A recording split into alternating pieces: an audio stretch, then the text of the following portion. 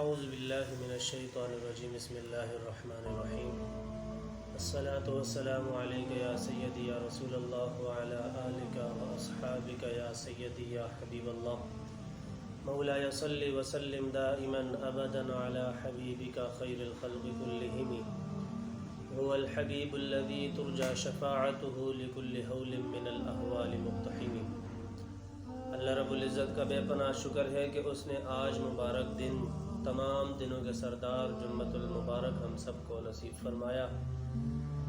اس کی کرم نوازیوں میں سے یہ آج کرم نوازی ہے کہ آج کا دن بھی ہمیں ہماری زندگی میں نصیب ہوا۔ یقیناً حضور کا صدقہ، حضور کی آل کا صدقہ ہے۔ آج جو موضوع میں آپ کے سامنے لے کر حاضر ہوا،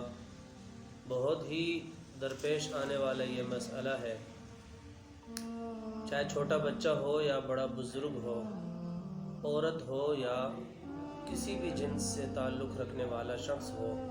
اس کے ساتھ جو نمازی حضرات ہوتے ہیں، جو اللہ کو ماننے والے ہوتے ہیں،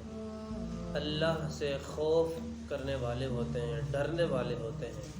ان کے ساتھ یہ بہت زیادہ درپیش مسئلہ سامنے آتا ہے۔ حضور نبی کریم علیہ السلام ایک دفعہ صحابہ میں تشریف فرما تھے۔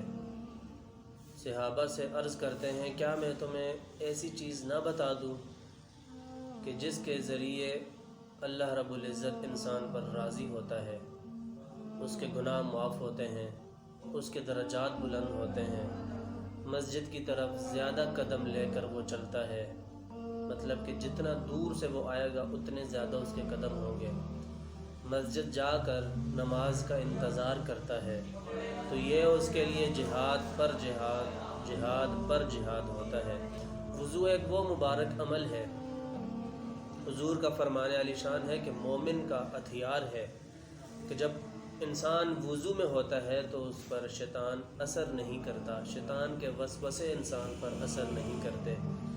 حضور نبی کریم علیہ السلام کا ایک اور جگہ یہ بھی فرمان ہے، حضور فرماتے ہیں کہ جب کوئی شخص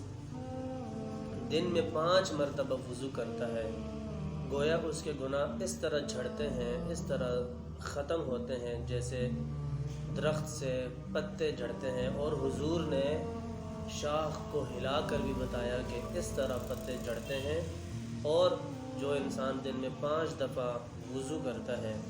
تو اس کے گناہ اسی طرح اللہ رب العزت زائل فرماتا ہے۔ اللہ ہم سب کا حامی و ناصر ہو۔ السلام علیکم ورحمۃ اللہ وبرکاتہ۔